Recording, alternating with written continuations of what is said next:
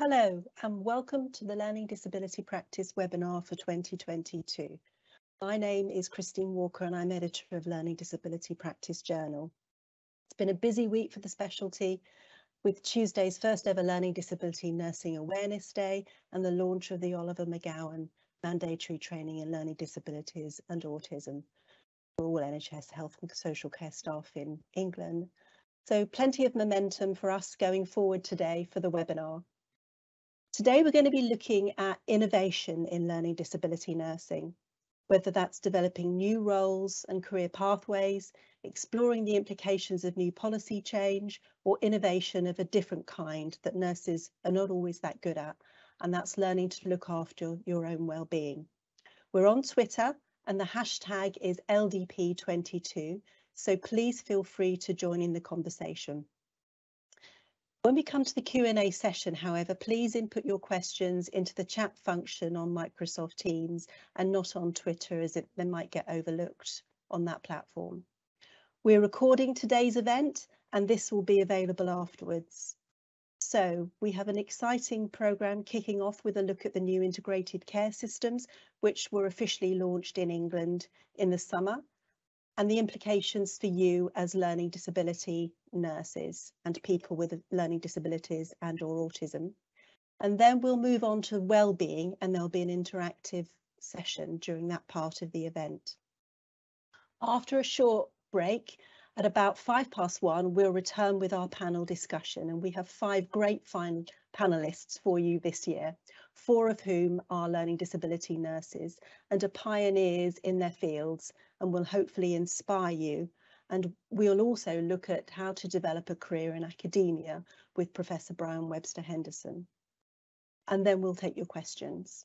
So we're due to finish at 2:00. Well, there's no better place than to start at the beginning.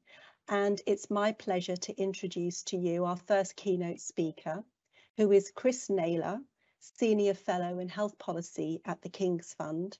He's going to give us an independent view of integrated care systems that went live officially in England in July. Welcome, Chris, and over to you. Thank you very much, Chris. Thank you very much, Chris, and hello to everyone on the call. A pleasure to join you all today. As Chris said, I'm a Senior Fellow in Health Policy at the King's Fund. I'll just say a bit about what the King's Fund is and the work that we do. So the King's Fund is an independent charity. Our mission is to try and improve health and healthcare in England, and we do that in various ways. The work that I do and my colleagues in our policy team, a lot of the time it's about trying to fill the gap between policy and practice, because often it feels like policies are made up in Whitehall, often with the best will in the world, but the health and social care system is such a kind of huge complex thing that often things don't work out in practice quite how policymakers thought they would. So part of our job is we spend a lot of time talking to people like you, people working in the health and care system, seeing how things are playing out in practice, and then feeding that back to government and policymakers to try and kind of influence their thinking. And we also do a lot of work kind of with people in the system, for example, providing leadership development programs to clinical leaders and so on. So that's the King's Fund. If we go on to the next slide, please, Rosie. Probably the first. So as Chris said, we in England have on the 1st of July this year embarked on this quite ambitious set of reforms, which I'll talk about. First question we should always ask is why are we reforming things? What are these reforms being driven by, other than the fact that the NHS likes to reform itself every few years?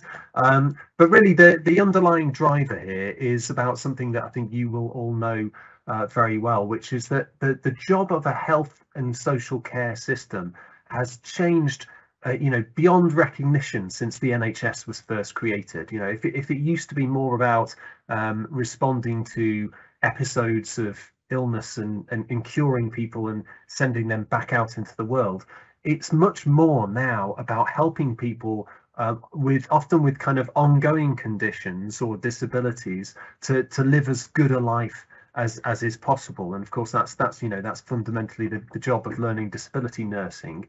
And that's because the population's needs have changed. We're all living longer. People are living longer with complex health and care needs, and people with learning disabilities are a very clear example of that.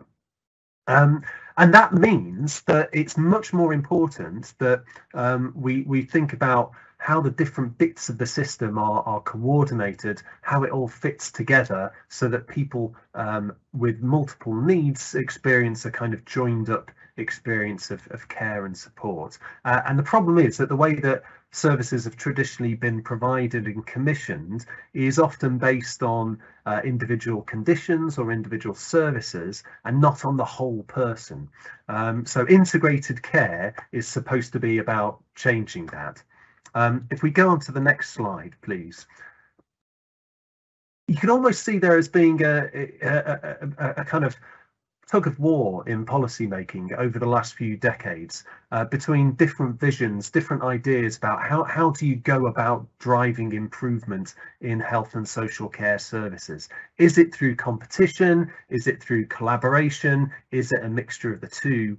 The last time before this year that there was a major piece of health and care legislation was 2012, and I would call the 2012 Health and Social Care Act, in some ways I think of that as being the high watermark in terms of trying to use market mechanisms, competition, choice as being the primary means of trying to improve care.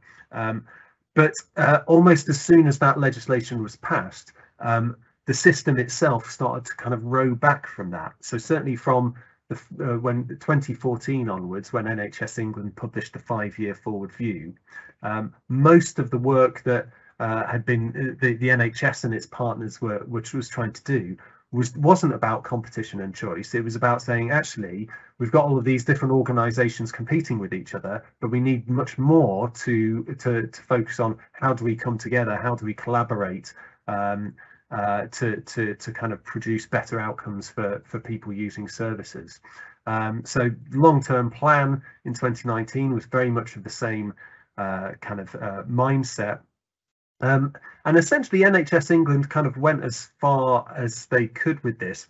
Over this period of time, people were kind of working within a legislative framework which was really increasingly out of kilter with the way that people were trying to run the system in practice. And NHS England it got to about 2019 and the leaders of NHS England essentially said to the government, we think we've gone as far as we can with this. We think we need legislative change now to bring the law more in line with how we're actually trying to run the system. So that in essence is where the 2022 Health and Care Act came from. It was quite unusual. It didn't come from the government originally. It came from this request from NHS England to kind of move the law away from competition, more towards collaboration. If we go on to the next slide, the key sort of concept, the key structure in these reforms is this idea of integrated care systems. Rosie, if you could advance the slide again. The integrated care systems are about trying to bring together all of the organisations that you can see listed here. So commissioners, providers, local government, as well as the NHS, voluntary sector, as well as statutory organisations, and coming together to take on a sort of collective responsibility for understanding actually what are the needs of our local population and how can we work together to meet those needs better. So if I sort of give you a kind of practical example of how this is supposed to play out. If in a certain area you've got poor outcomes for mental health service users, in the past, the response to that might have been NHS England and the Care Quality Commission getting involved with the local mental health trust and saying, what are you going to do, mental health trust, to improve these outcomes? In theory, how it's supposed to work under this new system is that the first response wouldn't be national organisations parachuting in. It would be down to those organisations that you see listed on this slide to work together to think, okay, what can we do collectively to improve mental health outcomes? Because if outcomes are bad, most often that's not just about what's going on in the mental health trust. There's also a question about what can be done in primary care, what can be done through local government services to improve those outcomes. So in theory, at least, that's how this new world is supposed to work. If we go on to the next slide, I thought it'd be useful just to kind of show you what the national bodies are saying the purpose of integrated care systems is. NHS England say that ICSs have 4 core purposes, and the thing that I'd just flag is that it's not just about improving clinical outcomes or saving money, it's also quite explicitly about tackling inequalities and thinking about some of the wider determinants of health. So one of the 4 is about, helping the NHS to support broader social and economic development, because actually that has a huge impact on the health and well-being of people using services.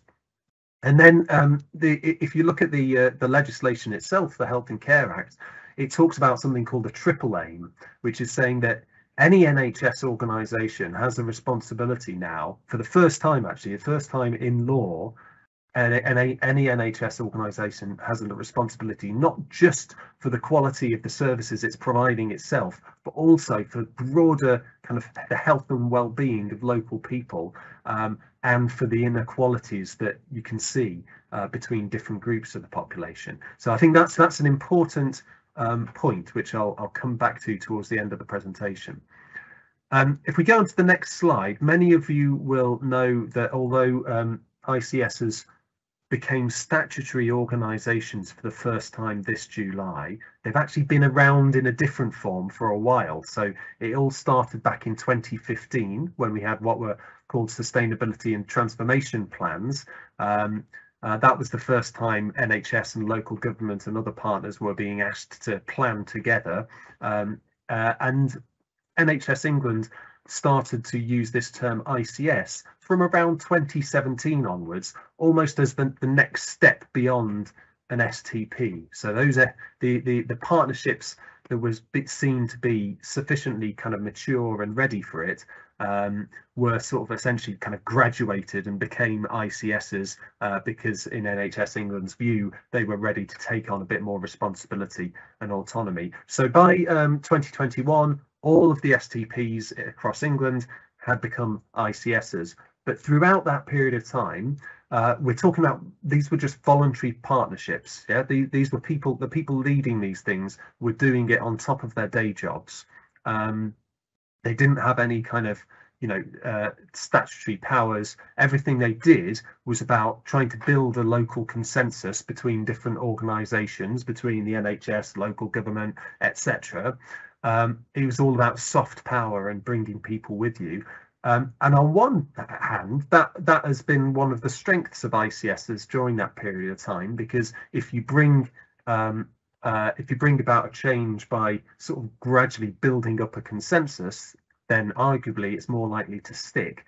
But other people argued, actually, sooner or later, these things, they need a bit more teeth. We need something where there's actually a legal obligation to work together, so that the partners don't just kind of, go their own ways once times start getting difficult. So that's essentially what happens. That's the big change that the Health and Care Act brought about this year, is that these voluntary partnerships between different parts of the system suddenly became statutory organisations with legal responsibilities for the first time. If we go on to the next slide, please. That change actually creates a bit of a dilemma for the people who've been running these things, because the people who've been running integrated care systems over the last 5 years, they've always been at pains to stress that this is not just an NHS organisation. This is supposed to be a genuine equal partnership between NHS, local government, voluntary sector. But now that ICS has become kind of statutory organisations responsible for the NHS budget, that changes the nature of the partnership a little bit, doesn't it? So the way that the policymakers have tried to square that circle is that they've actually put two things at the head of each integrated care system. So each ICS involves an integrated care partnership. So that's a committee, essentially. That is a committee that brings together quite a wide range of partners, and their main job is to develop an integrated care strategy for the local population. And then the Integrated Care Board is the new organisation that is essentially the successor to clinical commissioning groups, which have now been scrapped. And it's the Integrated Care Board's job to think, okay, how do we use the NHS resources that we have to deliver that strategy that the Integrated Care Partnership has identified.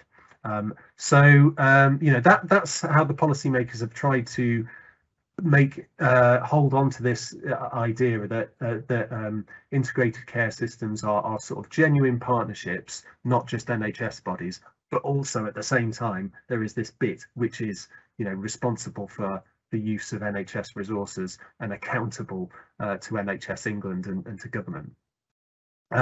If we go on to the next slide, I've been talking so far just about integrated care systems, but I think it's important to say that these reforms are not just about what happens in integrated care systems. It's also a lot of the real work of integration has to happen more locally. NHS England talk about three layers. They talk about system, place and neighbourhood. So at system level, we're talking about quite big populations, 1 to 3 million, covered by integrated care systems. But beneath that, you have these things, they go by different names in different parts of the country, but I'm going to call them a place-based partnership. And that they are partnerships at a more local level. So I'm in talking to you from Southeast London, so my ICS is Southeast London, but I mean the borough I'm in is Southwark, so there's a place-based partnership for Southwark. And then beneath that there are kind of neighbourhood teams and primary care networks. So the idea is that you have kind of partnership working going on at each of these levels, so it's almost like Russian dolls, systems within systems. The other thing that's an important new kid on the block to be aware of are these things provider collaboratives. So NHS England has said that every NHS acute trust and also any mental health trust has to be part of a provider collaborative. So that's about the trusts essentially teaming up with neighbouring trusts and doing some stuff together as a collaborative. So that's all about trying to find efficiencies, addressing unwarranted variation in practice across different parts of the country. So they're still kind of finding their feet, really, these provider collaboratives, but I do think they're likely to play an important role in the system in the future. So that's my kind of sort of brief description of the reforms and what's going on. There's quite a lot changing all at the same time. So I wanted to finish off with a couple of slides just reflecting on what all that actually means in practice, what difference it's going to make, what the implications might be for you as learning disability nurses. So if we go on to the next slide, please. Key question: will any of this make a blind bit of difference to people using health and care services, to all of us? I think this could go either way. I'll be honest about this. I think there is a real opportunity for integrated care systems to be different from their predecessor organisations and to do a much better job of trying to bring together the different bits of the system, to coordinate different bits of health and care. But there is also a very real risk that they just become the latest in a long line of 3-letter acronyms and do a job not dissimilar to what CCGs were doing before them. So what are the things that I think could make this different this time if we get it right? Is I think firstly, if we get this idea of equal partnership between the NHS, local government and voluntary sector right, I think that could be quite transformational. Secondly, there's this idea of a principle of subsidiarity. So in other words, those place-based partnerships that I talked about are supposed to be not just the kind of servants of the ICSs sitting above them. If anything, it's supposed to be the other way around. So we do the decisions that need to be made locally are made locally, and the ICS is really there to kind of enable that local work to happen. So rather than it being a sort of top-down reporting hierarchy, the NHS is always very fond of a hierarchy. If anything, it's about the work that's going on locally in neighbourhoods and places, building up and aggregating into the ICS. I think we need different models of accountability. So the NHS is a taxpayer-funded system, so there'll always be that kind of line of accountability up towards national government. That's not going to change, but I think we need to complement that with more what I'd call kind of collective accountability or mutual accountability between the different organisations involved in these integrated care systems. So that could involve different NHS organisations or local government partners saying, okay, we've agreed this vision together, you've said you're going to do this, we're going to do this, and then kind of holding each other to account for actually delivering on that. The other thing that I think that I've heard ICS leaders talking a lot about, but which is easy to kind of push down the to-do list, is thinking about how we use insights from local people and from patients and service users, and also from frontline staff, to inform all of the decisions that are being made in ICSs. So I think there's a real appetite to get better at doing that. But equally, it's the kind of thing that sometimes falls off the to-do list. So if I could sort of give some kind of overall reflections on where we are with these reforms, I think the Health and Care Act that passed this year, as I say, I think there are some genuine opportunities there. It's certainly, in my view, a better piece of legislation than the 2012 Act that it replaces, but it's very permissive compared to previous legislation. And what I mean by that is that there are a lot of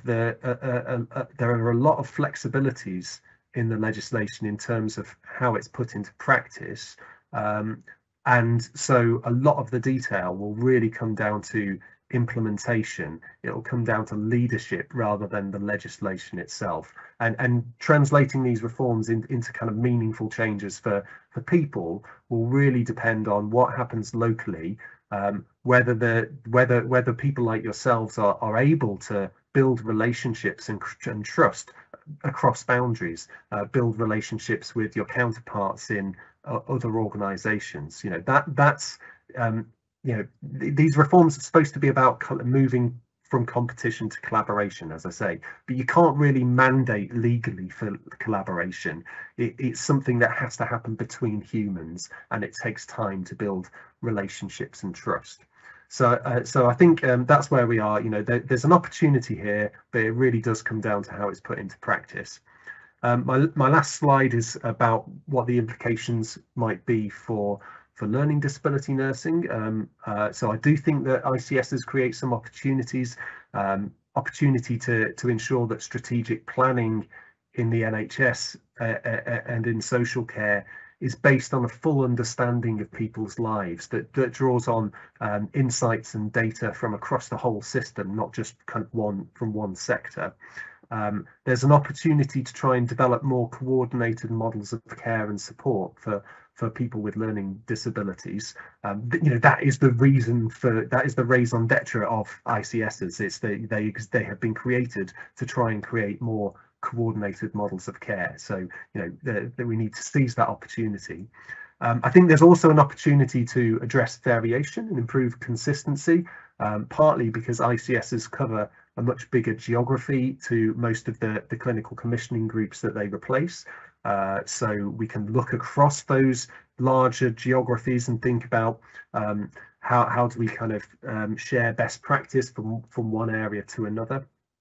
I made the point earlier on that for the first time, the Health and Care Act gives clear legal responsibilities to the NHS around addressing health inequalities. So I think for all of you in the learning disability sector, you need to be taking advantage of that and making sure that when people in ICS land are thinking about inequalities, that they are aware that one of the kind of starkest examples of health inequalities is some of the inequalities experienced by the people that you work with. Finally, I think there are some opportunities to think about the workforce crisis that's really kind of gripping health and social care at the moment.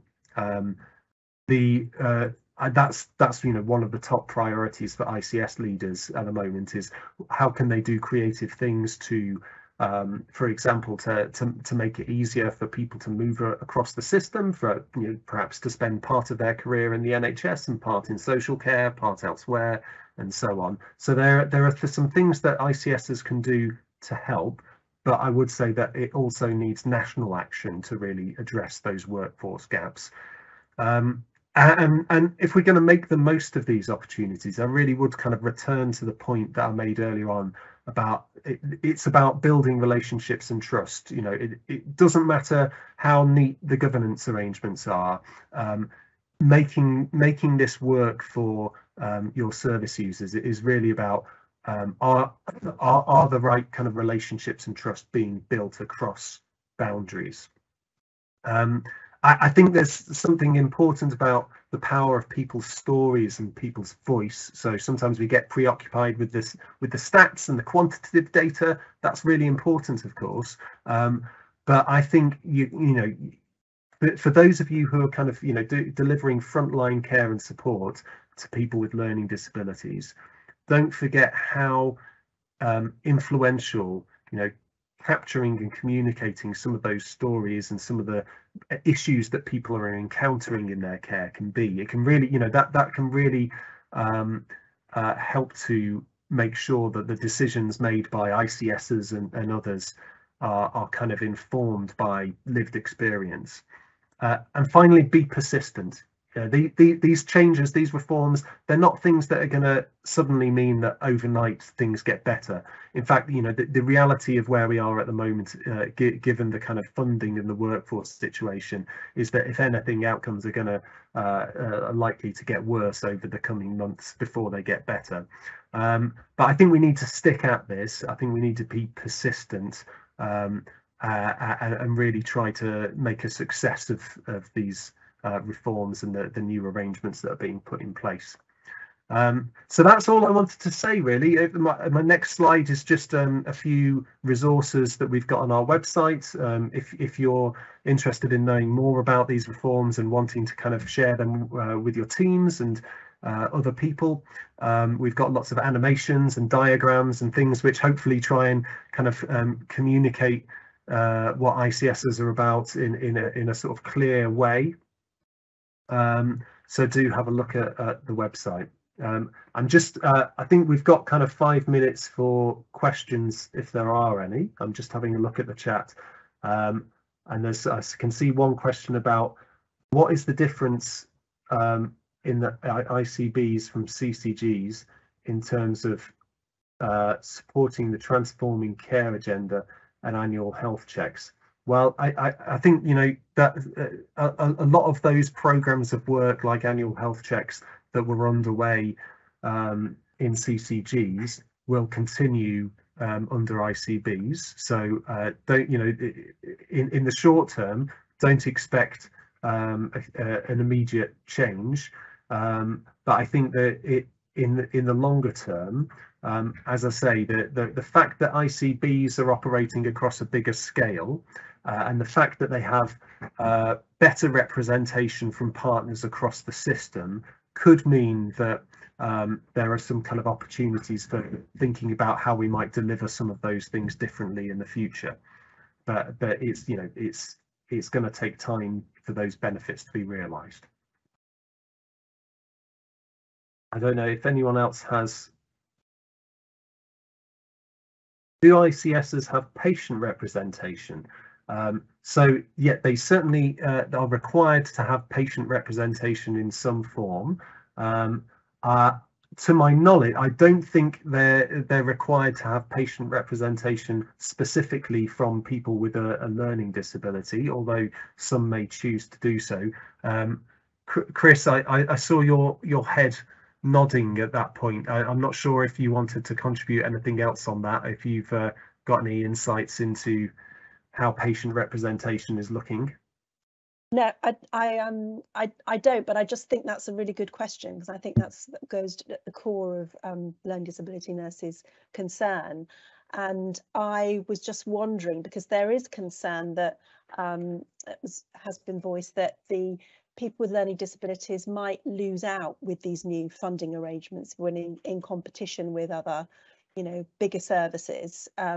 And I think that's it kind of, to me, that's a really good question to have asked, but I don't know the answer. But I imagine there must be a requirement. There's certainly requirements around patient representation, but yeah, there's not kind of specific requirements to have representation from people with learning disabilities. So I guess it's for everyone working in the sector to make sure has a responsibility to make sure that voice is heard, because it's absolutely crucial, as you say. Do you know, Jonathan, how somebody goes about, if they're not involved, trying to get involved in an ICS or their local board? How does that happen? It's really. Go on, sorry. No, maybe that's one for you, Chris. Actually, I think it's not easy, to be honest, because these organisations, lots of them didn't really have a website a few months ago, so kind of finding your way in and working out, okay, who is the person responsible for learning disabilities. In most cases, you won't find a nice simple list on the web somewhere. So it's just about kind of using whatever route in you have, asking who is the person that I should be speaking to, and hopefully getting passed on to them. But in many cases, it will still be the same people. The same people who are responsible for commissioning learning disability services in CCGs will have transferred over into ICBs. Yeah, that's one thing I didn't mention, but the people working in CCGs had a kind of 12-month guarantee that they would have their jobs continued under the ICB. So everyone who is working in a CCG as a commissioner kind of transferred en masse to the ICB, but it was that guarantee only lasted 12 months. So after next July, we may start to see some kind of change and different faces coming and going. Okay, lovely. Chris, thank you so much for that overview. Policy is always difficult to digest, but is important for everyone working in the service. So many thanks for that overview. You're very welcome, and I know it is difficult to digest. A lot of it is very kind of esoteric technical stuff, so I hope I haven't given anyone indigestion. Thank you very much. Okay, lovely. Now let's move on to our second keynote speaker, who is Jonathan McLennan, Head of Programme for Mental Health, Learning Disabilities and Dementia with NHS Education for Scotland, who is going to talk about the important issue of learning disability nurses learning to protect their own mental health and well-being. Over to you, Jonathan. Thanks very much, Chris. And I suppose I'm going to start bringing in words like love and kindness and compassion into the next sort of 25 minutes, and I want to take you on maybe a kind of whistle-stop tour of the last 2.5 years of what it's meant for me, what it's meant for you, and the slightly provocative title of Just Get It Done. I always feel a bit sort of inadequate and embarrassed coming to sessions like this, because I'm not a learning disabilities nurse. I'm a mental health nurse, but I have managed large services that have included learning disabilities, as many people do in NHS Scotland, where your job title is lead nurse or chief nurse, as I was for mental health and learning disabilities. And often learning disability has been seen as the Cinderella service of the Cinderella services, and that was something that I was really keen to tackle in any role that I've been in the last 10, 20 years where I've had managerial responsibility for learning disability services, and always been proud and privileged to do so. I do want people to use a bit of Twitter today as well as the chat, and I'm happy if people want to follow me. I have the very unprofessional Twitter handle of Johnny Baldy, albeit it's self-explanatory, and that when I did start to use Twitter professionally, I did have a really long obscure, it was like JM12756. So I thought, whatever it is, I want to use something that adequately describes me. So hence the Johnny Baldy. So feel free to go for that one. Next slide, please, Rosie. So first, I'm going to do sort of 3 or 4 pause points throughout this one here. And I want you to use the hashtags for today, which are obviously, we've got LDP22, I haven't put that on there, but also MHimprove, which will give you reach and access to a number of learning disabilities and mental health improvers, quality improvers throughout the world. And I want us to use the hashtag kindness, because that really is what I want this session to be about. And just now, just either putting it out on Twitter or putting it into the chat just now, I want you just to respond in the next 2 minutes. Kindness for you is ... What I'll try and do, or we'll try and do, is kind of not necessarily moderate, but just kind of capture some of that information. I'll try cleverly by the end of the session to have a wee look on Twitter just to see what that is.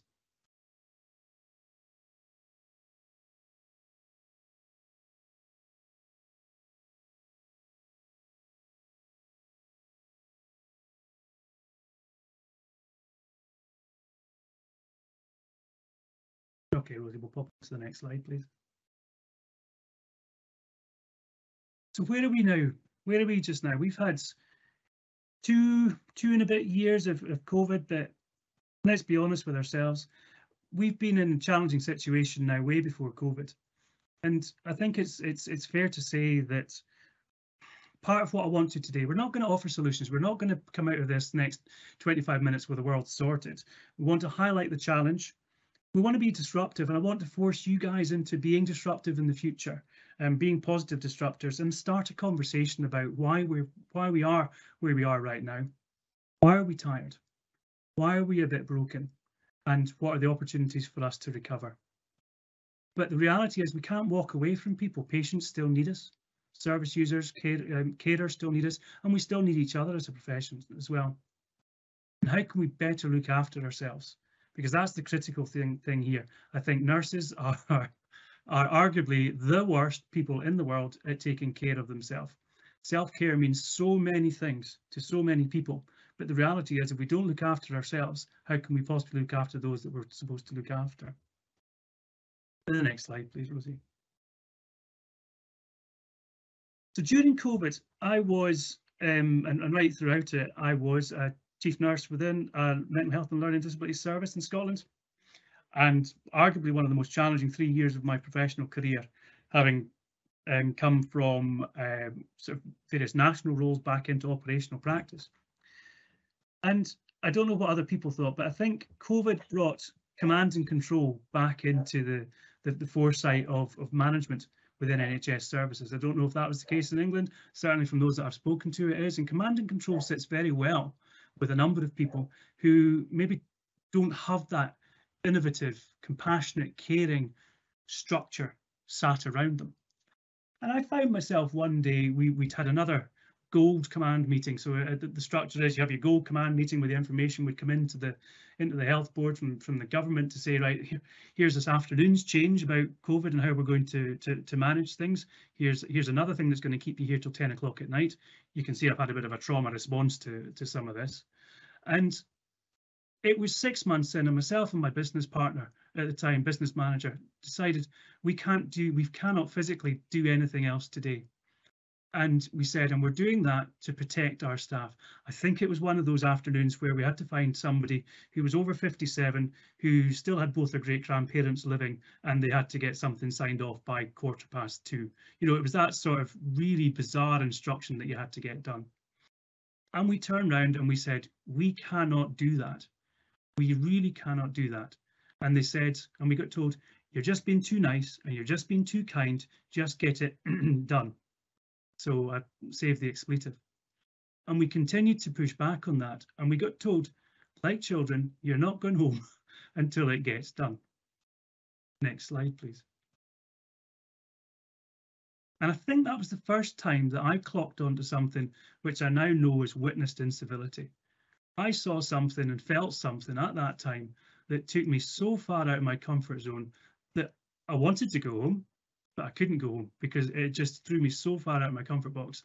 And I felt at that point that I couldn't lead anymore because I had all my power, all my compassion, all my kindness, all my love for my service taken away from me, and that command and control had done that. Next slide, please.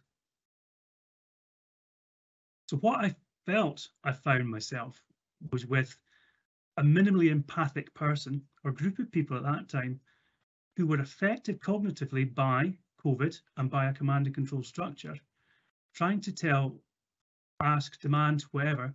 What I felt was I felt me and my service were highly empathic people to do something, and it just stopped working. The wheels in the service stopped turning because we were being treated. So that's quite a personal recollection. I can't obviously, for obvious reasons, go into too much detail about what, where, why, and all the various circumstances. But what I'm trying to get across is that feeling that when somebody does something to you over and over again, and you know it's coming, that you just stop in your tracks, and that your own ability to act responsibly to difficult situation changes. So staff working in care services have been throughout COVID, throughout the last 2.5 years, and as I suggest beforehand as well, have experienced chronic stress as a result. And I think I probably experienced chronic stress at that time as well. Tip of my iceberg, I suppose. And this risks reduced compassion, and it risks the ability to emotionally regulate yourself and your staff, which can result in poorer patient care. And I would argue that that's probably fair. I think your own ability in that situation can result in poorer patient care. It can result in patient safety issues. And here's the crux, starts to increase risk of staff absence. Staff anxiety then accentuates patient anxiety as well, and the self-control ability. So you start seeing potentially incidents going up as a result. You know, it prevents the member of staff responding to the most effective and you're skilled people, super skilled, super sensitive, super educated people. But witnessed incivility and lack of kindness and care and compassion can stop you performing your skills in the way that you want them to. That frustration and anger, these are really emotive words. You know, anger and your ability to amplify patient anger as well. You start to create situations because of how you're feeling, and it can trigger catastrophic loss of self-esteem, which can then trigger further or more serious behaviours. So I hope this isn't meant to be scaremongering. This is just reality speaking, my belief. And I think as a result of these effects of chronic stress related to COVID-19 particularly, staff are likely to have an experience of fatigue, low motivation, trauma responses as well, which has an impact on their ability to engage and participate in learning and development opportunities as well. So that all stops and comes to think and contribute to service development. So next slide, please. So here's your next question. Allows me to have a wee drink of water at the same time. Experiencing incivility or lack of kindness makes you feel ... Just a couple of minutes on that, please.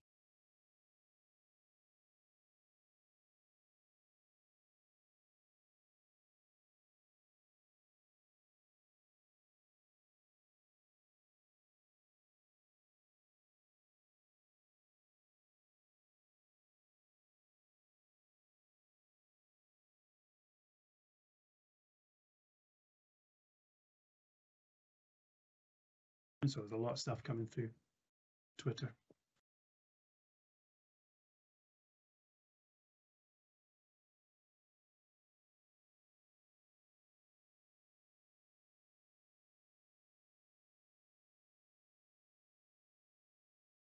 Yeah, so some words like useless and feeling sad.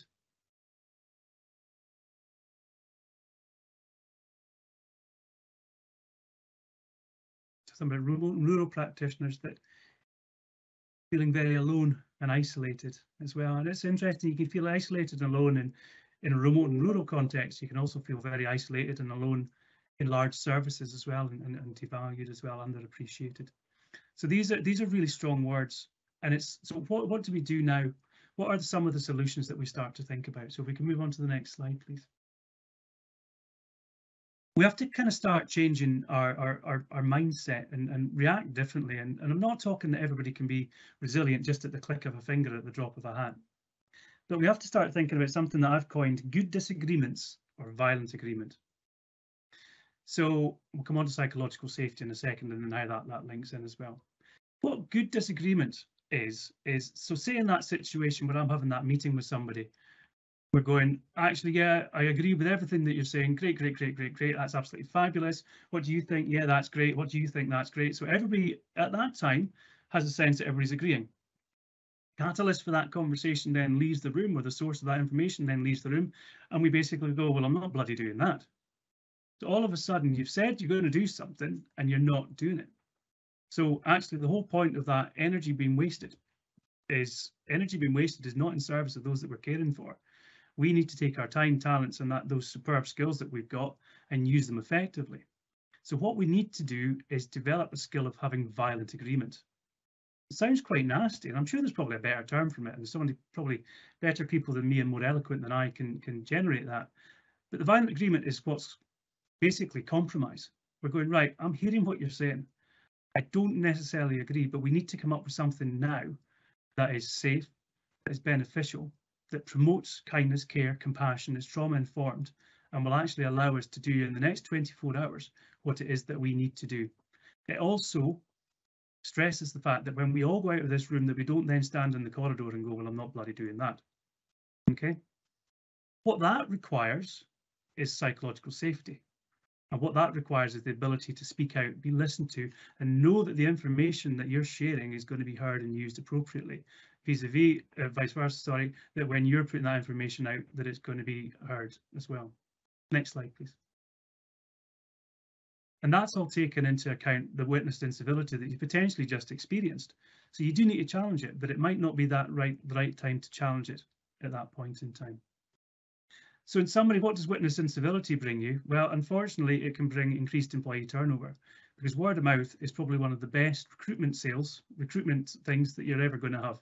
You want somebody to come into the service and saying, yeah, we do have arguments. Yes, we do have discussions, but we're grown up about it. We do have good disagreements, but we don't have violent disagreements or violent agreements. You don't attract, you're not an attractive proposition if people hear that that's the way that you work, if you don't work in a good and positive way.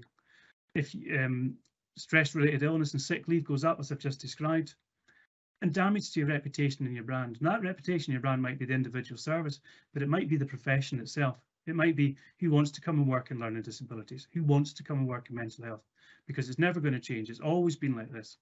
So we'll come on to talk about that just in a little second. Next slide, please. So you start thinking about psychological safety, and I think many of you on this will know quite a bit about psychological safety. And you want to get yourself into that sort of learning zone. Everybody wants to be in that sort of place where we're all working to the same aspiration and we're all working to the same values. Challenging. Possible? No, I don't think so. Next slide, please. What does it tell us?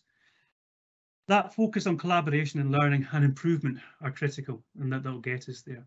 But the other part is there's some people like being in that tension space. There's some people, you know, I think I'm not suggesting people turn up to work to do a bad job. Nobody does, and I think that's a really cliched phrase. But I don't think people turn up to have a confrontation every day, or do they? I don't know. Maybe some people do. But I think within the work that Amy Edmondson talks about is everybody can exist within all four quadrants of where psychological safety is at any stage, at any hour. But what you're trying to get to is that the higher levels of psychological safety that one experiences, and the more it gives you higher levels of motivation, accountability. And I think with that comes the ability to be stronger, surer, safer, more compassionate, kinder, generous, more things that potentially allow us to be stronger in service of the patients and the staff and the colleagues that we need to be around and look after, be with. Next slide, please. Because in the absence of psychological safety, we kind of come across, people feel stupid where they don't want to ask questions. They feel incompetent because they don't want to ask for feedback because they're frightened of what that feedback's going to say and what that's going to do. I was terrified of the frightening feedback that I was getting on that particular day that I was describing as well, because it really crushed my soul. Negative, and that negativity hangs around like a I don't know what, something around your neck. It's really hard to shift, a burden. And disruptive, don't suggest anything innovative. If we're not innovative, we're static. If we're static, we're not doing anything to change. If we're not doing anything to change, we're not doing our jobs. Next slide, please.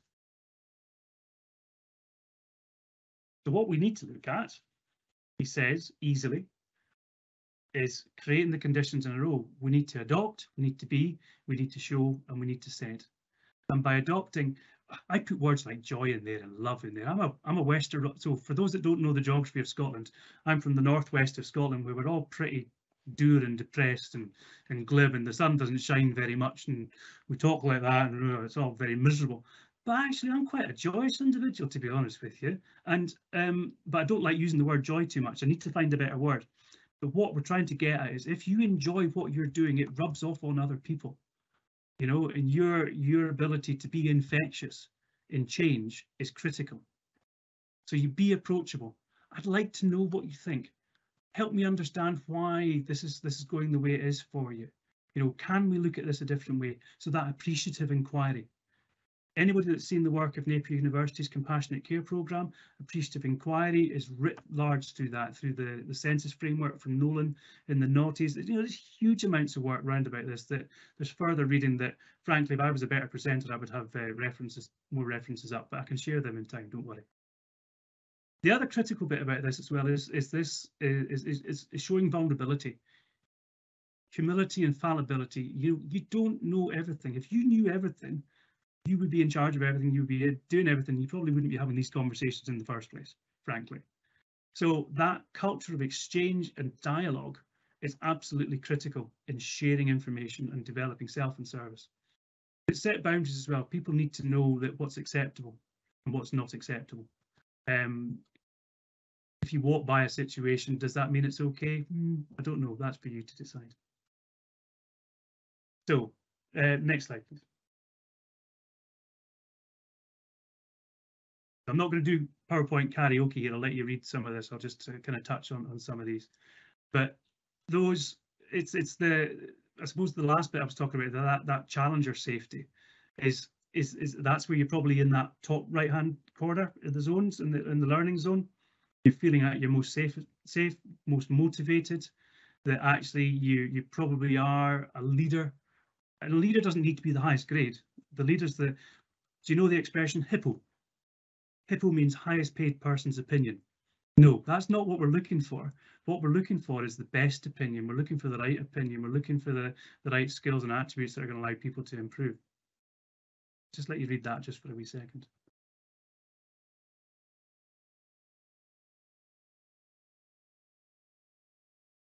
And Rosie, when we move on, can we move on? We'll just skip the next slide and move on to the ripples and dominoes one, please.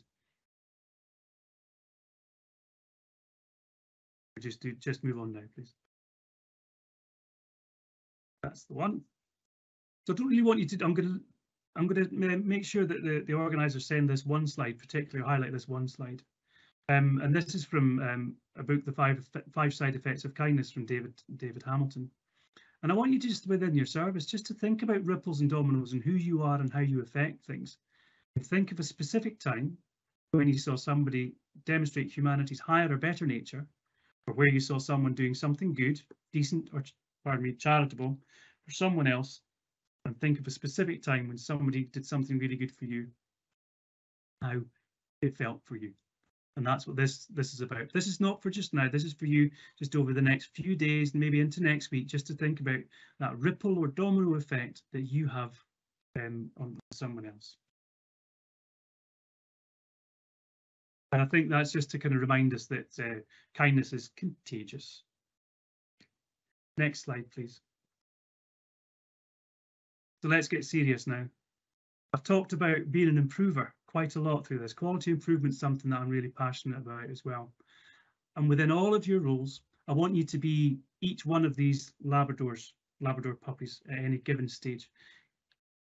Are you going to be the one that's going to sit back and just observe and watch things go by, but learn and think about, where do I contribute? Where do I come in? I'm really kind of quite, what's the word? Contemplative. I'm the one in the middle that's just kind of stick my head out there and kind of go for it. I'm the kind of goal setter. I'm needed because we're going to have to make a decision fast. We're just going to have to kind of get on with this sort of stuff.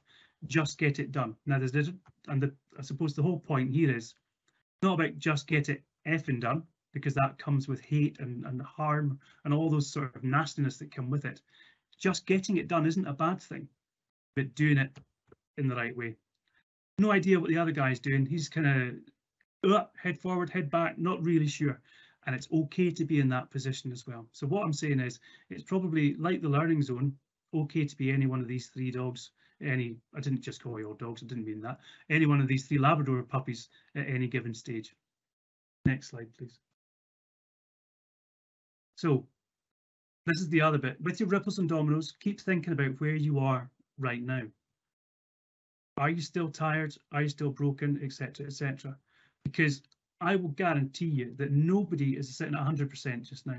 I would imagine that we're probably sitting about 70 to 80% resilience, if not maybe a little bit lower.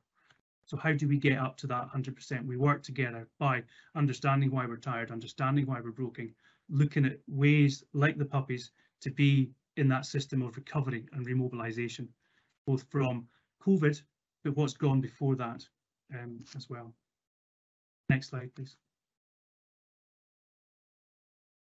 So just going to kind of wrap up a little now and just think about some thoughts on kindness, because that's what this was supposed to be all about.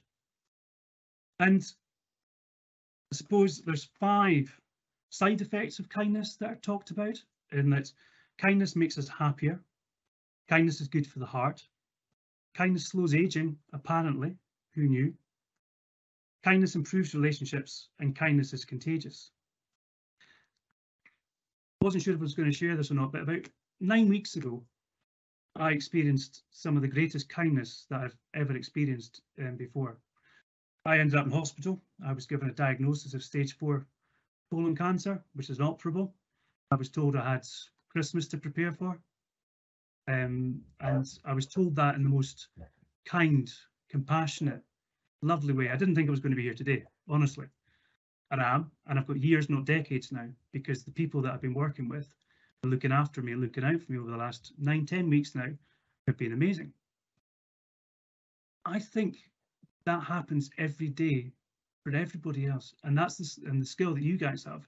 You do that all the time. You are laying out that care, that love, that courage, that compassion, in order to allow people to have their best life possible on such a regular basis. And sometimes I don't think you give yourself credit for it. So I think today's the day just to stop, to think, to thank, and give yourself credit for what it is that you do.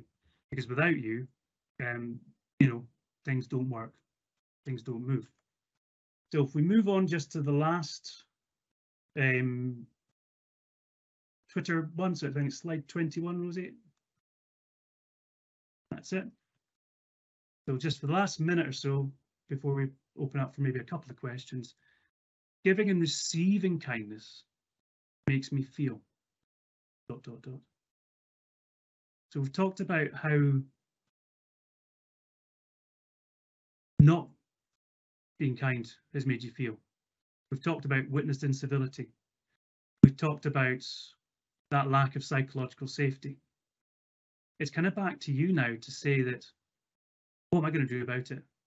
That opportunity to highlight that conversation, take forward kindness, self-care, and to motivate yourself and others to be strong in the face of adversity, which is not easy.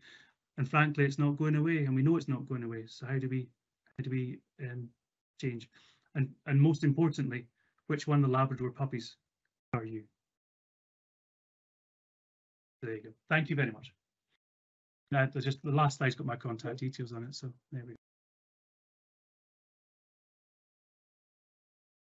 Lovely. Thank you so much, Jonathan. I think we're all really taken by your presentation there, and hopefully there are a number of tips that people have picked up there for their practice and take forward into their careers. And thank you for sharing your story with us. We do have a question into the chat. Do we think that the focus on safety might be actually contributing to our crisis of mental health? Do you know, that's a fascinating question for me in particular, because before I was back working operationally, I was the lead for the Scottish Patient Safety Programme for mental health. And the more work we did on it, the more we found that patient safety was a hindrance, because it framed everything, but actually it needs to be broader, and it needs to be a much more dynamic set of instruments that allow us to do improvements. I think so. I suppose slightly political answer to that, is it contributing? I don't know that it's necessarily contributing, but I think it's part of the solution, but it shouldn't be seen as the only part of the solution. So in that respect, if it's only seen as if it's seen as the whole part of the solution, then yes, that is a contributor to further harm. But if it's seen as a suite of measures or a suite of potential solutions, then no, I don't suppose so. I think I haven't answered that question, but I've given an opinion. Okay, that's lovely. Thank you so much, Jonathan. We don't have any other questions in the chat, but we might have. Just to say that we're about to have a little 5-minute comfort break. No. My moderator has said there's no other questions. So thank you very much for your session, Jonathan. It was really interesting. And just now we'll have a 5-minute comfort break, and then we'll be back with our panel discussion in 5 minutes. Thank you very much. Hello and welcome back to our Learning Disability Practice webinar. Now we're going to have our panel discussion, and we've got 5 great speakers for you. We will start off with Amanda McKee, who is Matron Lead for Learning Disabilities at Calderdale and Huddersfield NHS Foundation Trust. Her trust was one of the first to introduce a learning disability matron into an acute hospital. She'll be followed by Sarah Foster, who is neurodiverse lead practitioner at Rampton Secure Hospital, and she'll tell you more about her role introducing and developing a specialist autism service there. Gerard Wainwright leads the Unsafe Swallow project at St Anne's Community Services in West Yorkshire. He founded this to address the disproportionate number of people with learning disabilities who die from aspiration pneumonia caused by swallowing problems. His pioneering work saw him win this year's Learning Disability Nursing Award at the RCN Nursing Awards. Professor Brian Webster Henderson is a nurse and Deputy Vice-Chancellor at the University of Cumbria and Chair of the Council of Deans of Health UK. And he's going to talk about developing an academic career pathway from undergraduate to professor. And finally, but by no means least, Professor Michael Brown, who is a living example of that kind of pathway. He is Director of Graduate Studies at Queen's University Belfast and is consultant editor working with me on learning disability practice. He has a great enthusiasm for learning disability nursing and an understanding of the current issues affecting the specialty. So let's begin with Amanda McKee. Over to you. Hi, good morning everybody. I hope you can hear me okay. It's very strange only seeing yourself and not seeing the audience. I'm sure we'll all be glad when we're back for doing face-to-face and being able to interact with one another. I'm Amanda McKay. I'm the Matron Lead for Learning Disabilities at Calderdale and Huddersfield NHS Foundation Trust. I'm a very proud learning disability nurse. I qualified 26 years ago in June just gone at the University of Bradford. For those of you who've been around a long time, I am a Project 2000 student nurse. I'm sure there's quite a few of you that might smile at that. kind of just wanted to talk to you about my role in the secondary care setting. Lots of people know the role as an acute liaison nurse. There are matrons and there are lead nurses, and there are lots of different titles. I've been very fortunate that I've been in post for 14 years in the secondary care setting, which is more than 50% of my nursing career, that I've worked alongside both general nurses and doctors and allied health professionals in providing support and care to people with learning disabilities in the hospital setting. And as you all know, Oliver McGowan's training has gone live, or has been at least released this week, around training for staff. It's something that is part of my role and I've done for a very, very, very long time, is in training staff. Another part of my role obviously is providing clinical care. So that will be to patients that come into hospital, whether an inpatient or an outpatient, or through procedures such as MRI and CTs, and the world that we know very well in learning disabilities, that world reasonable adjustment, which our general colleagues don't know and recognise as well as we do, and also that very, very complicated world of the Mental Capacity Act, which again I support lots and lots of colleagues to do. But another really big aspect of my role is strategic. Unfortunately, I have the lovely job of writing policies, procedures, doing deep dives into audits, and I would never think in 26 years of my career that actually I've found data to be incredibly interesting. I certainly, as a nurse, never thought I would be looking at data in the way that I am now. And the reason that is because we're now looking very closely during and because of COVID. We know that people with learning disabilities are dying much, much younger than the general population. And with an health and equality lens, at our trust, we've started really looking at the data and what it's telling us, and very, very much being able to, you know, really deep dive and do detailed audits, and to be able to come out and look that we've got a reduced length of stay in medicine in winter and why, and then be able to look and to find out that we've got an increased readmission rate and why we've got that, and do we need to do more work around advanced care planning? Do we need to do work with training of staff?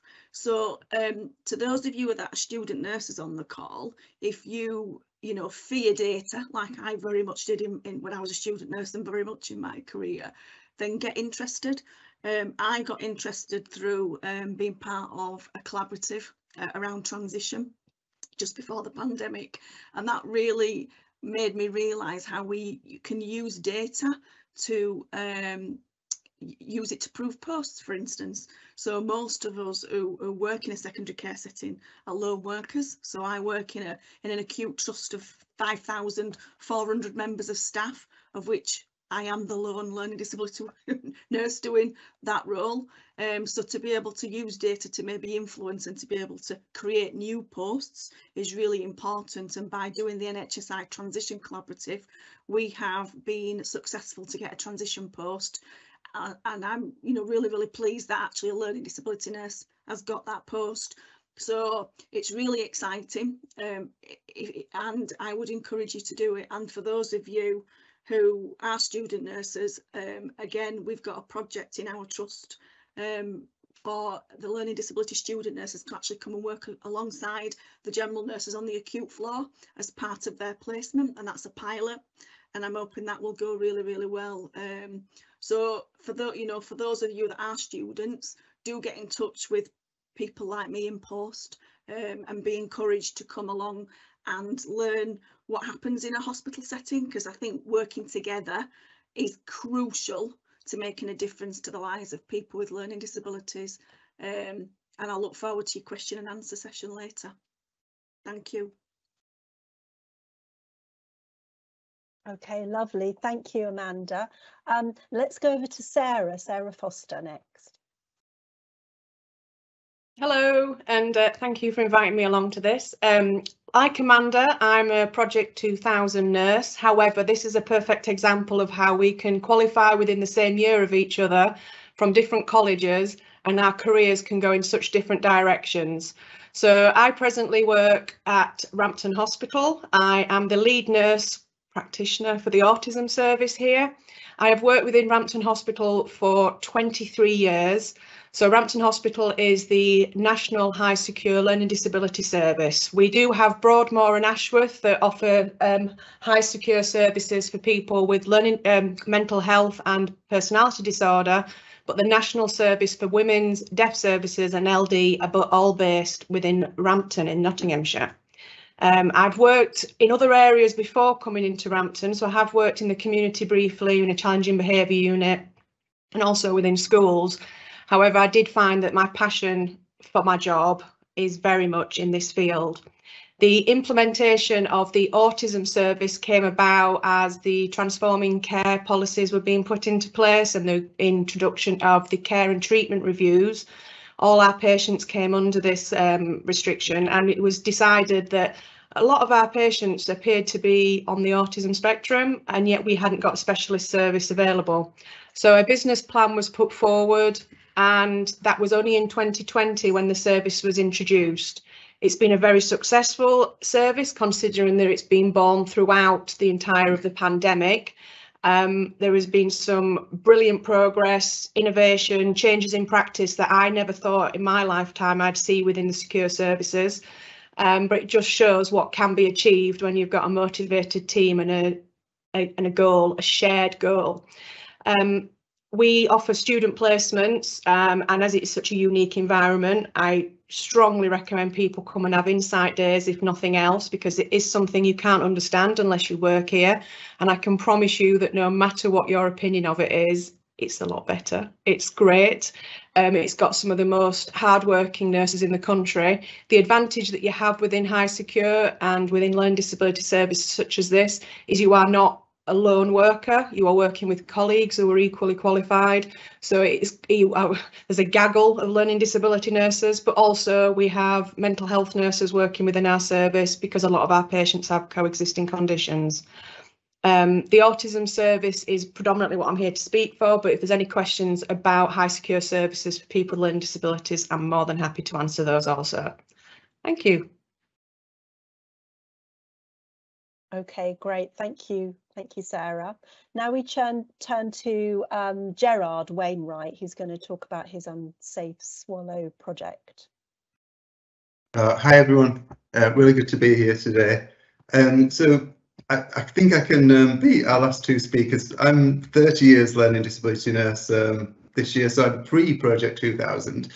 And I've been thinking about this a lot recently because my own nursing career just reflects so much of the history of people with learning disabilities. As when I initially started my nurse training, I was supporting people in an institution in a long stay hospital. So my entire career nicely reflects that move into community care and all the many changes that we've seen in those years. And looking back and reflecting, it's just incredible really to see how far we've come. I mean, I'm here to talk about health inequalities today, but on a positive note, if I think about the quality of life and the expectations of people with learning disability 30 years ago when I started my nurse training, and the opportunities that are available to people now in all aspects of life, and also the way that we value people with learning disabilities and the contrast in terms of 30 years ago, it really is incredible.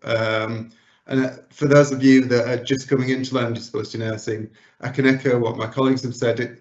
It's a really, really wonderful area to work in. And I think you can see those that have worked as learning disability nurses over a long, long period of time can maintain that passion and that interest. And I would recommend to anyone going into learning disability nursing. We heard the term Cinderella service earlier, and I think when you've worked in nursing a long time, you see the massive positive impact we can have as learning disability nurses, in contrast to some of our other nursing colleagues. And I think, you know, the time's right for us to really kind of demonstrate our effectiveness and what we can do, and you know, the massively diverse career paths that we can follow, which across the panel is reflected today. And I'm here today specifically in terms of my health promotion role and the work that I've done around health inequalities, in particular dysphagia and aspiration, which I think, as you'll all be aware, accounts for a really disproportionate number of deaths in the learning disability population. Figures around 41% of deaths of people with learning disabilities as a result of aspiration pneumonia and pneumonia, which is terrible, terrible statistics, but all the more awful when you realise that so many of those deaths are avoidable. And as practitioners in our roles and as innovators, we can really have a massive impact on that. We have great information around health inequalities, but in our roles we need to do all we can to reduce those health inequalities and tackle those.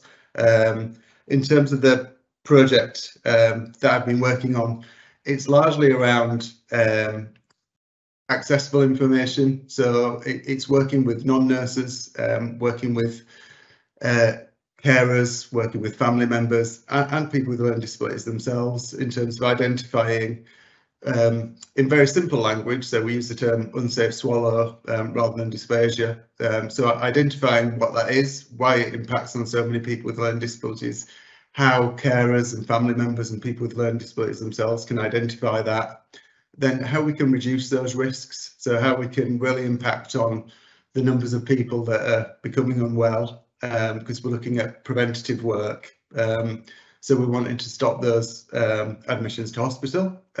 We know that it can cost between £10,000 and £20,000 to treat somebody with a learning disability that's admitted to hospital with aspiration pneumonia. But beyond that impact on the NHS in terms of the cost, there's a huge cost to people's lives and people's quality of lives. It's so easy to fall into talking about statistics, talking about percentages and things, but we're talking about real people, people that are loved and cared for, and the impact that that has on their lives in terms of the distress of becoming unwell and admitted to hospital. We know that people with learning disabilities don't always do well in hospital. Amanda's mentioned reasonable adjustments, and we're still at a stage where reasonable adjustments aren't always made. People's differences aren't always accounted for.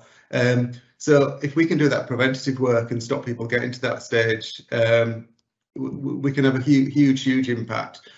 We know there's around a 72-hour window if somebody's admitted to hospital with an aspiration pneumonia, but we know if we can do all that preventative work before, we can stop people getting to that stage, getting to the crisis stage.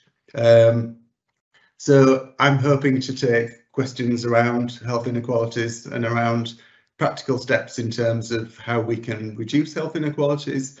I think the two previous speakers mentioned that in terms of the diversity of learning disability nursing, what different career paths we can have. We hear the word influence a lot, don't we? We hear about online influencers and things, but I think in our roles we have a massive impact in terms of the influence that we have. We heard from the talk on kindness earlier that impact can be negative as well as positive, but we have a platform as learning disability nurses. We can be a voice, we can have a huge impact, we can have a positive influence, and I think amongst the panel today we'll see how that happens in many different ways. But I think we should never forget we have that voice, and we need to continue to speak up for our profession and for people with learning disabilities. So thank you very much, everyone. I look forward to your questions. Lovely, thank you very much, Gerard. Let's turn now to Professor Brian Webster Henderson, a slightly different topic, but one that some of you may be considering in terms of developing your careers going into academia. Oh, thanks very much, and it's really great to be here, but I do feel I'm amongst the great and the good today. So listening to our previous speakers, I'm feeling quite insignificant. So I'm Brian. I'm going to top a lot of you and say that I used to teach Project 2000, and I've been a nurse for 37 years. I'm a mental health nurse and an adult nurse. So I've worked predominantly in drugs and alcohol services, in mental health, and then worked in emergency medicine and intensive care as a general nurse before going into education and practice for a period of time as a lecturer practitioner, and then going into higher education full time. There's probably, you would expect as an educationalist, there are probably some key things that I would want to say that really worry me at this moment in time, particularly for learning disabilities. And they actually lead to why I think it's important that we have career pathways developed at a national level across all fields, but why they're really relevant to learning disability nurses.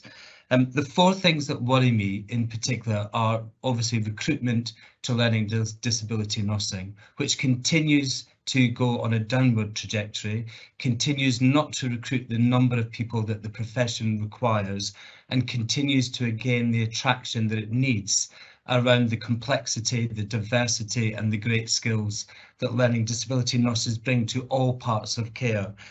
And many courses across the UK we've seen close. Despite having an All England plan for learning disability nursing, we're not seeing the turn that we need in really pushing up the attractiveness of learning disability nursing as a career.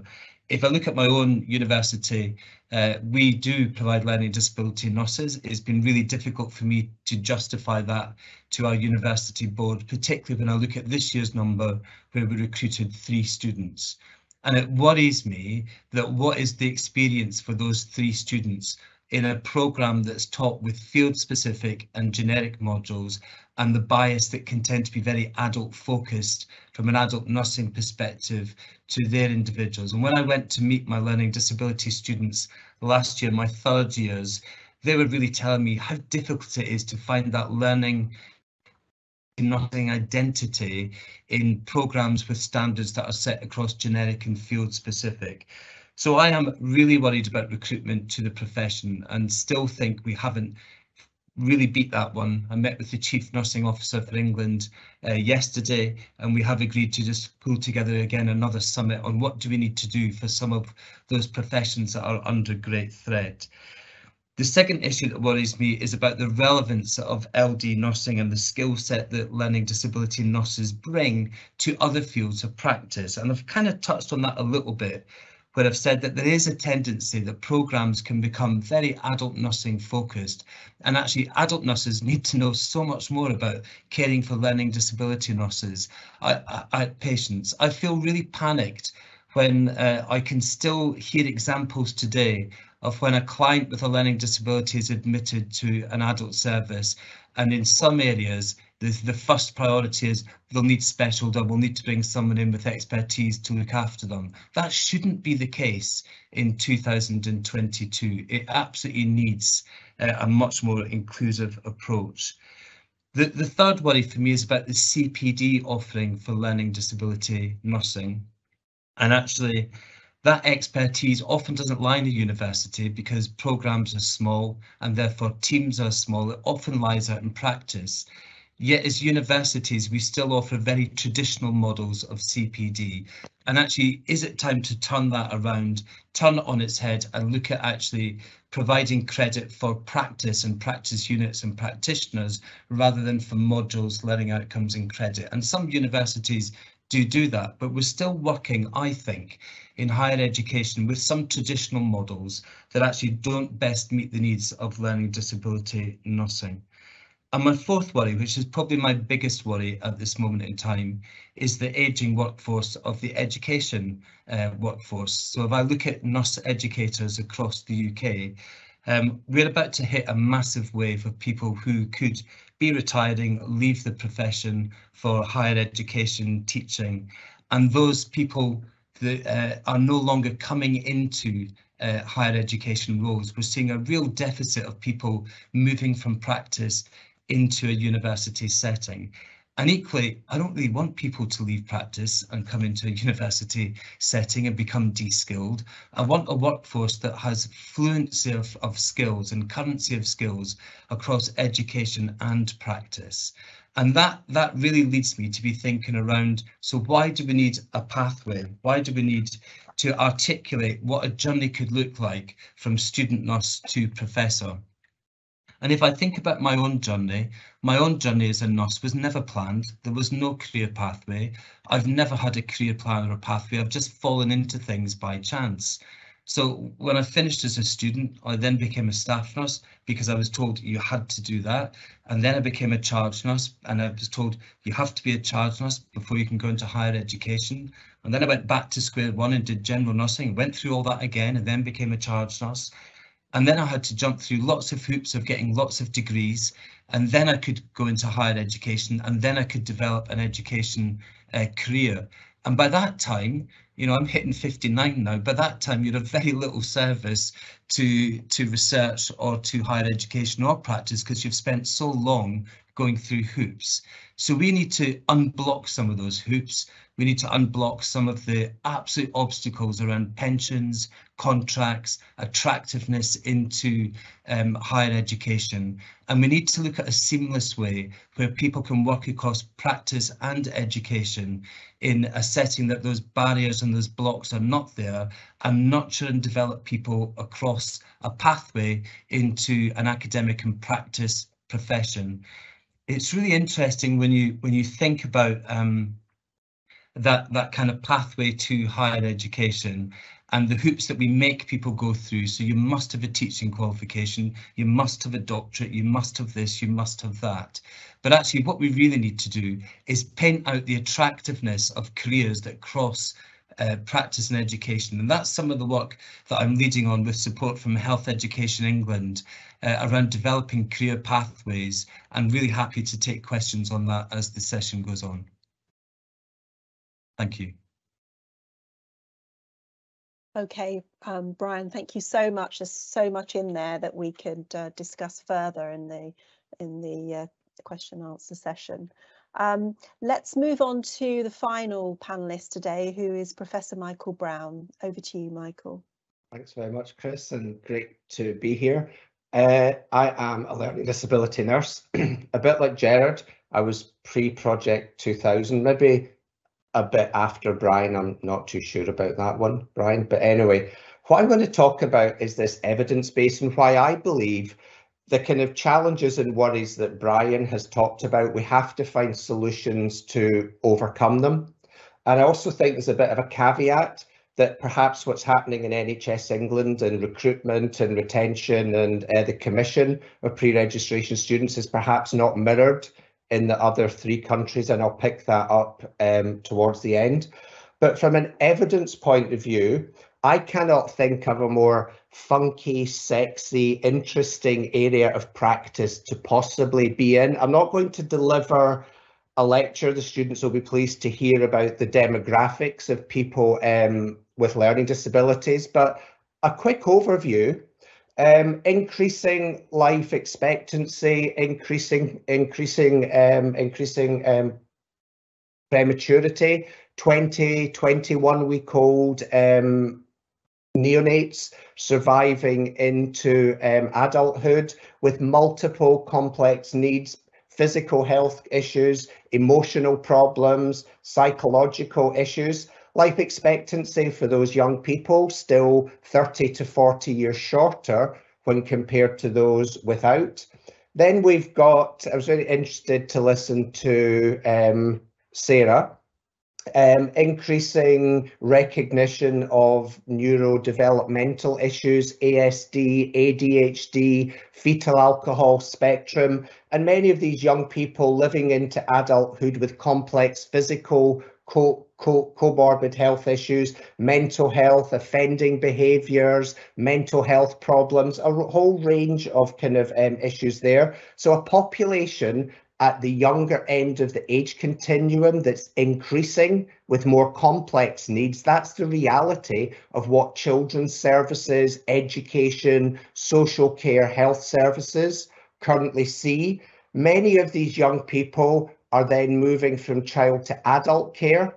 And we've heard about changes in the models of care. So we're seeing services that are not institutional based, that are community based, assessment treatment, opportunities for learning disability nurses to take a lifespan approach to where they work, working in children's services, services for adults, working in liaison roles, child and adolescent mental health roles. The list just goes on. And when I reflect back a bit like you, Gerard, it was inpatient roles where we kind of went. And then if we carry on across the lifespan, we've got that move from adult services into old age services for people with learning disabilities.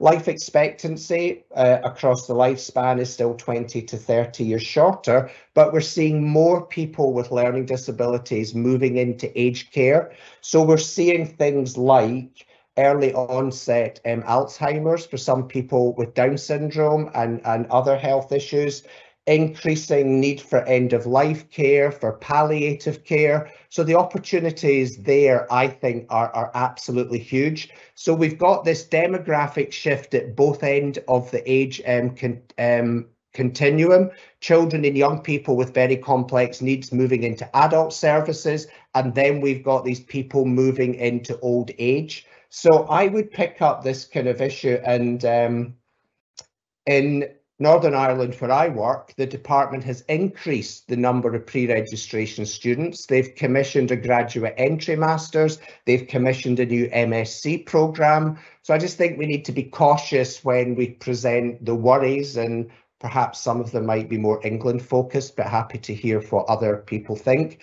And I agree with Brian. I was very fortunate. I was in a consultant nurse role for 17 years. Half of those years I was a clinical academic as a professor in the university that Brian and I were both in before I moved over to Queen's. So I have first-hand experience going back nearly 20 years of trying to overcome these worries regarding clinical academic roles that are still real. But I still believe that the opportunities and the need for the knowledge, skills, expertise, passion and commitment around what learning disability nurses have to offer is even greater. And what our worry and challenges are is how we address them and how we find real life solutions. So that's my contribution, Chris. Okay, lovely. Really interesting as always, Michael. Thank you very much.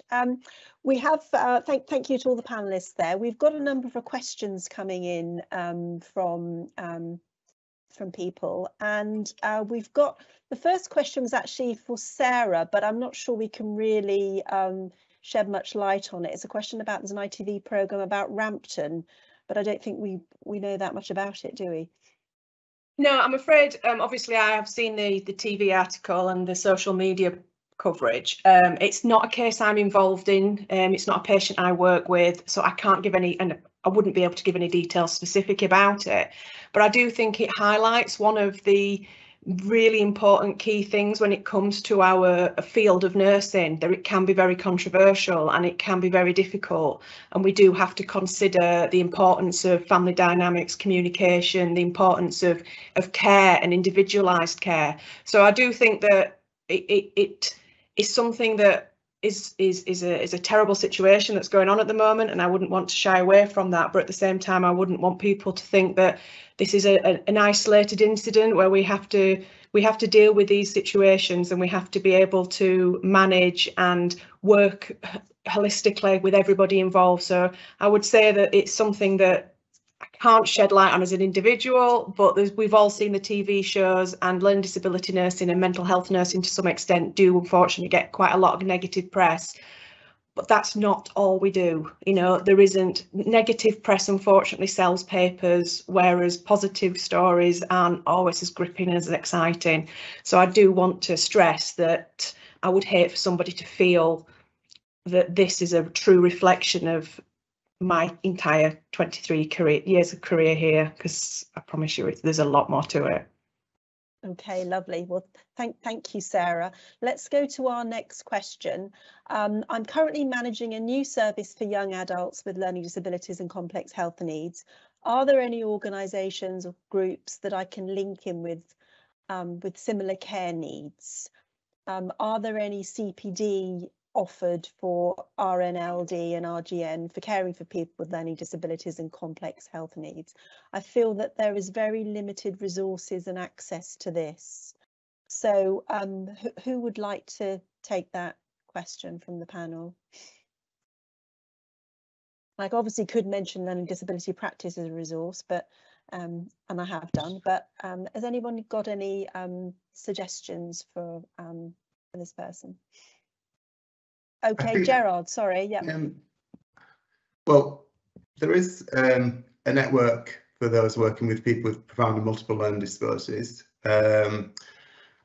So I'd recommend joining up with that. There are a range of really diverse people on the group, from all the professionals you would expect, as well as learning disability nurses, physiotherapists, speech and language therapists, occupational therapists, family members, people working in SEN roles, so educational roles. So that would be a really good starting point. Amanda's involved in the group as well. We have had a little brief kind of break, but we'll be picking up with things. So it's a really excellent networking opportunity, because as well as our meetings, where we meet online quarterly, then there's all the networking opportunities that go along with that, to not feel isolated and to be working with other colleagues that are working within that setting, supporting people with complex health needs. And it's also a really good gateway into other groups that are involved, other CPD opportunities. So lots of aspects there, really. And in terms of our colleagues that we work with, when we're supporting people with profound and multiple learning disabilities, it really opens things up. So I would say as a starting point, that would be a great, if you were, we can share details outside the meeting, and I can get you on that group, no problem. That would be a really good starting point. Okay, thank you very much, Gerard. And this is a good question, particularly in light of what Brian was talking about. How can we raise the profile of learning disability nursing to make it attractive to potential students? How can we make people know we exist? Shall I start with an answer to that one? So I think there's many ways to do it, but we do need to hear the voice of contemporary learning disability nursing and the skills and the great career opportunities they have professionally to potential applicants and to potential of all ages, mature students, young students. I am a little bit fed up of when I run an open day at my own university, and you start to talk to potential applicants and they don't even know that learning disability nursing exists, or what is learning disability nursing. And that makes me think that as a university we have failed, and we have to take responsibility as higher education institutions to really show the diverse nature of nursing and not just focus on adult because it brings in bigger numbers, or mental health because that's what people know. There's a lot I think we need to do nationally in a campaign, locally in campaigns, getting hold of our social media and listening to the voices of not just our students and our staff, but of the clients they work with, but to really portray key messages around the complexity and the beautification, if there's such a word, of learning disability nursing. And I really want to take HEIs and shake them a little bit and say, come on folks, we can do this. We can be a little bit more diverse in how we're advertising, how we're portraying, and get some campaigns going. The other thing which I think works really well, is quite often as a Deputy Vice Chancellor I get approached by the media to do a story on this and do a story on that, and I have started bargaining and saying I'll only do a story on this if I can tell you a story about X as well, and using potential opportunities to really push the media where we need them to go in order to raise the profile of some of those smaller programmes that we might have in our universities. That would be my response to that.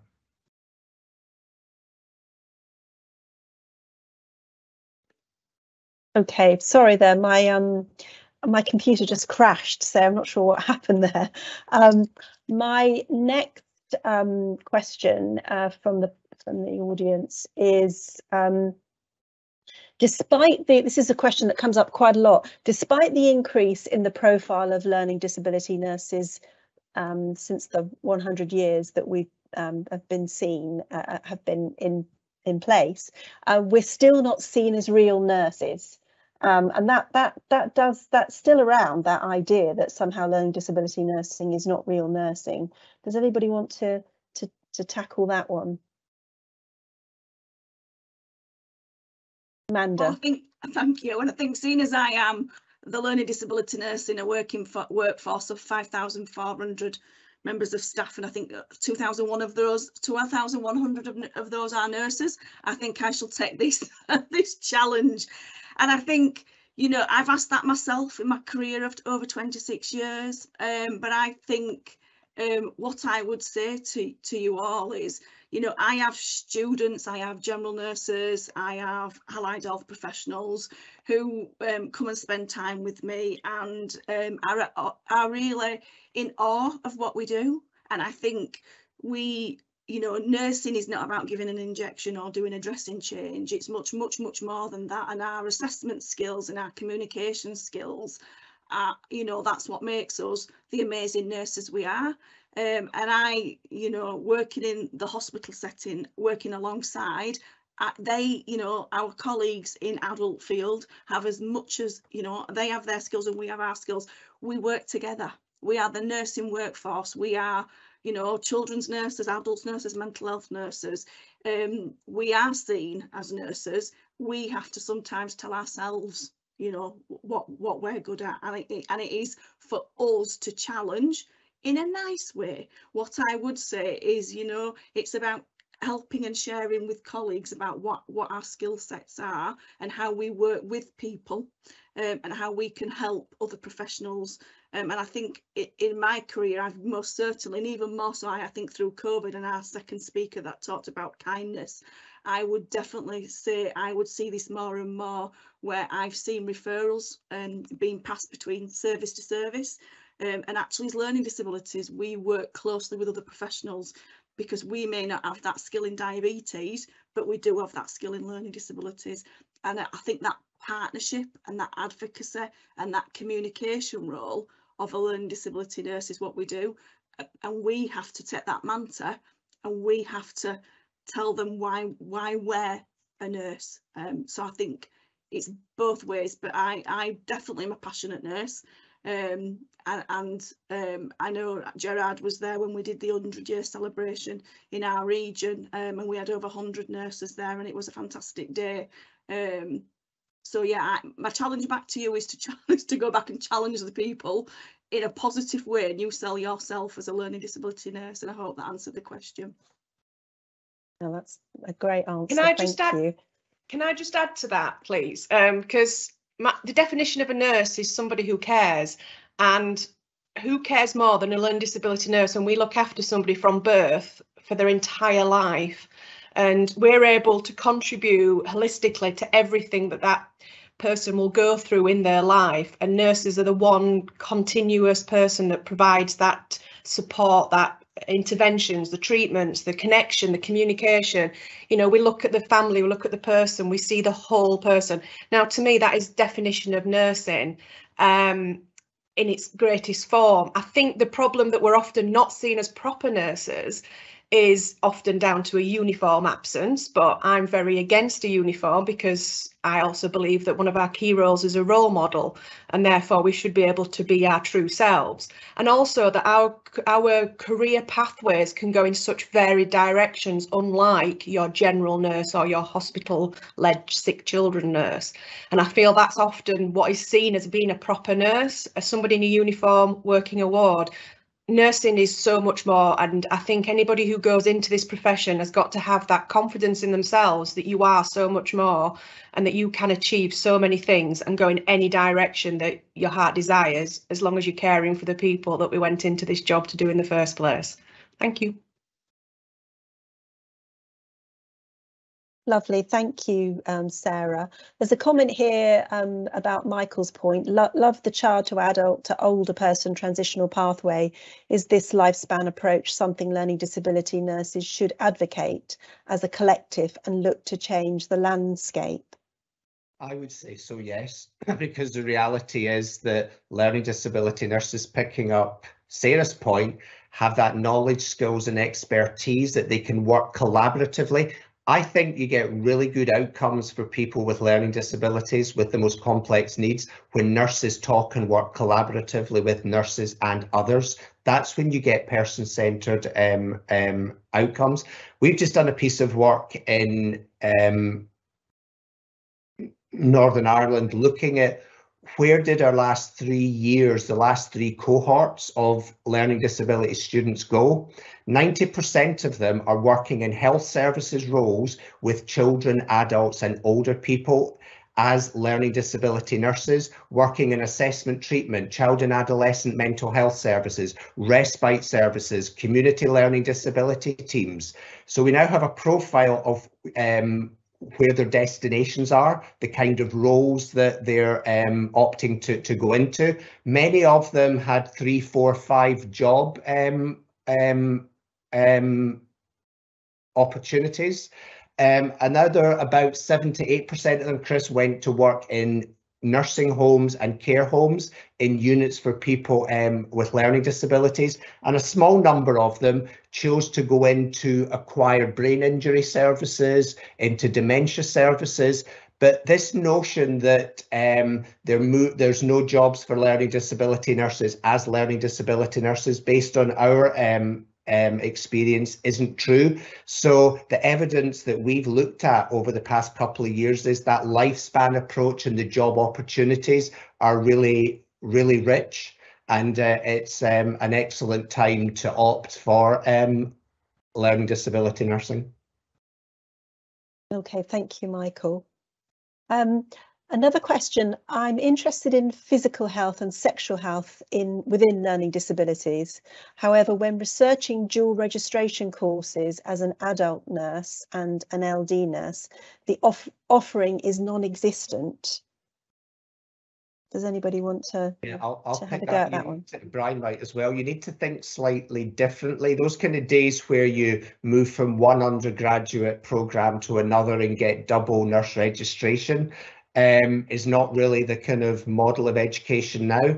And I think if you are a registered nurse in adult children or mental health and want to move into learning disabilities, a possible option, many universities now offer postgraduate diplomas or master's degrees in another registration, so that might be the possible option and solution there. And I think equally, as I just touched on, learning disability nurses are moving into children's services, end-of-life care services, acquired brain injury services, and I think that's because of their ability to work with people with the most complex needs, and that these other services recognise and value the input of the knowledge and skills that they have as part of the wider care team. And I think it's perfectly possible for an adult nurse, a child nurse or a mental health nurse. As Sarah picked up, they have mental health nurses working in secure services. So I think there's post-registration education that you can undertake irrespective of where your initial nurse preparation programme was. So I don't think you should allow that to constrain you. And I think there's lots of solutions and opportunities that would enable people who hadn't undertaken learning disabilities as their first programme to move into learning disability practice. Okay, thank you, Michael. I think this is more of a comment, but the person is saying, very interested in what everyone had to say around the role of higher education institutions can have in terms of changing roles of those working in clinical practice and education. Does anybody have a comment on that? I'm happy to make a comment on that. Just really to say that I think higher educations have a responsibility to think less traditionally and more creatively about the options for practice and education and its future. And if we don't, it will be at our peril. So I think there's quite a bit of work for us to do around how we progress the profession, but working in non-traditional models of how we utilise knowledge and skills to educate the future workforce. Okay, lovely. Thank you, Brian. Another question, the university curriculum for adult child mental health nursing students needs to have more focus on caring for the needs of people with learning disabilities in healthcare settings rather than just exposure. Does anybody want to comment on that? I'm happy to comment on that, but it'll be a very brief comment because I would absolutely agree with the comment that's made. And I think whoever's making that comment is absolutely right. Exposure is great, but it's a level. It needs to be increased about the level of knowledge and skills that those other fields of practice need to see. I think our students can do a lot to elevate that, but I think it also needs facilitation by practitioners and academic staff working together. There's a lot more that we need to do to change the perceptions about learning disability nursing and to absolutely magnify the skill set that learning disability nurses have, skill set that I don't have, and that needs to be transpired into other fields. I think, Chris, there's an issue when programmes are validated and approved by the NMC. There's about 125 university nursing programmes across the UK, of which about 30 of them are learning disability. So if you take the 30 away from the 125, it means that about 90 odd of them don't deliver learning disability pre-registration programmes. The question that needs to be asked is, how competent is your education workforce to integrate learning disabilities within your pre-registration programme, and what does that look like? And I think there's an issue at the validation and approval of these programmes that maybe the NMC needs to get over, because they're the ones that regulate and approve pre-registration programmes. Okay, thank you, Michael. Dave Williams, did you wanted to come back on the question about not being real learning disability nurses? Is that right? No, I was just making sure that you'd seen it. Sorry. Oh, okay. Okay, thank you very much. Okay, so another question for our panelists: who will ensure that the findings from the leader can be used to influence the future strategy?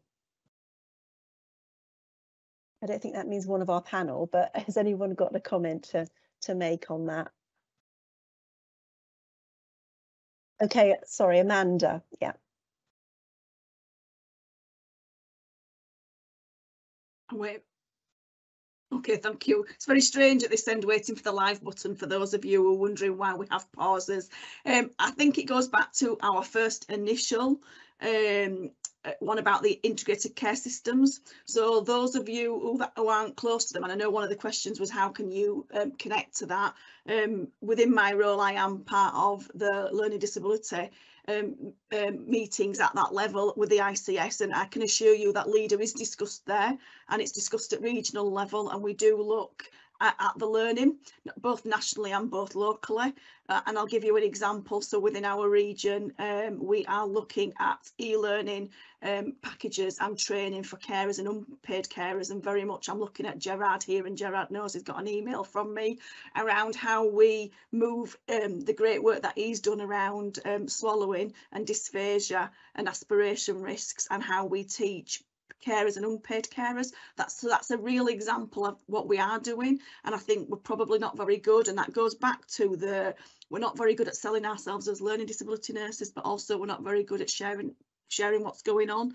But I can assure you that there are lots of good work that's happening on the back of the leader. It's not just a report, it's much more than that, and I know other regions are very much doing improvement work.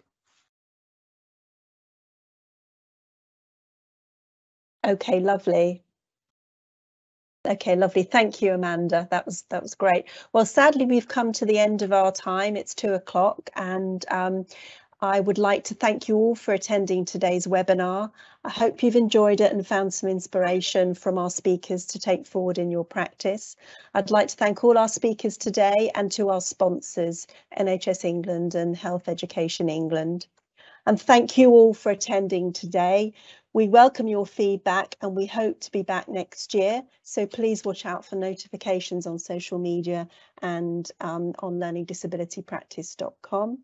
If the event has inspired you to consider writing for publication, please get in touch with me at chris.walker@rcni.com. I'm always interested in your article ideas and have lots of guidance and support that I can give you. And so thank you all very much. You will receive your certificate of attendance hopefully by the end of next week. and get in touch if you don't receive it. Thank you all, and we hope to see you all next year. Bye-bye.